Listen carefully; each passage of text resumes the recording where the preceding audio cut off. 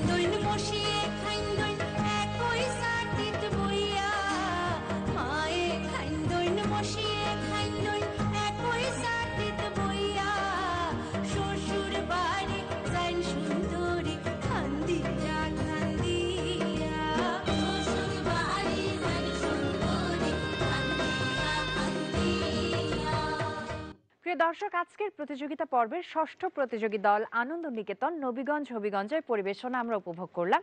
এবারে দেখার পালা তারা কি আমাদের সাথে গ্র্যান্ড ফিনালে পর্যন্ত যাচ্ছে কিনা। কিছুক্ষণের অপেক্ষা, তার আগে আমি ডেকে নিচ্ছি নৃত্য পরিচালক প্রবীর শীলকে।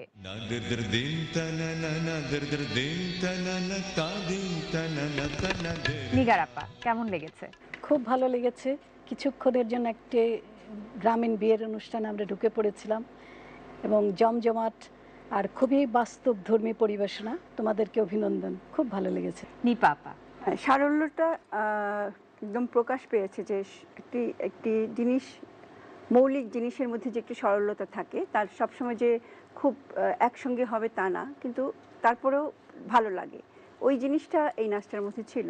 একটা বিষয় শুধু আমি বলি যে নৃত্য পরিচালকের একটা বিষয় থাকে যে আমাকে এই সময়ের মধ্যে পুরো জিনিসটা দেখাতে হবে। তোমার সময়টা একটু বেশি ছিল, সবার যে 3 মিনিট ছিল তুমি 3 মিনিটটাকে ছেড়ে গেছো। তোমাকে চিন্তা করতে হবে আমি এই সময়ের মধ্যে সবটুকু দেখাবো। তোমাদের অনেক অনেক ধন্যবাদ। শিবলি ভাই, কেমন লেগেছে? আমি আর কোনো কথা বলবো না, পুরো পরিবেশটা এত সুন্দর ছিল, আমি মানে মুগ্ধ হয়ে মনে হচ্ছিল আমি একটা বিয়ে বাড়িতেই আছি, তো এরকম লাগছিল, মানে দারুণ লাগছিল। আর যেটা নিপা বললো, সতর্ক হতে হবে, না তো নাম্বার কমে যাবে, কারণ এটা কিন্তু এক ধরনের ডিসকোয়ালিফিকেশন হয়ে যায়, কিন্তু এটা করো না কখনো। আর পুরো ব্যাপারটাতেই আমি মুগ্ধ। তাহলে দেখিনি স্কোর কার্ড কি বলে। স্কোর কার্ড বলছে আনন্দ নিকেতন নবীগঞ্জ হবিগঞ্জ আজকে 30-এর মধ্যে স্কোর করেছে 28। দেখা হচ্ছে গ্র্যান্ড ফিনালেতে, কেমন লাগছে? আমার খুবই ভালো লাগছে। মানে সত্যি কথা বলতে আমি ভাবিনি যে ফাইনালে যাব। ভবিষ্যতে আরো ভালো করার চেষ্টা করব, ভুলগুলো শুধরানোর চেষ্টা করব, আর গ্র্যান্ড ফাইনালে আরো অন্যরকম কিছু করার চেষ্টা করব।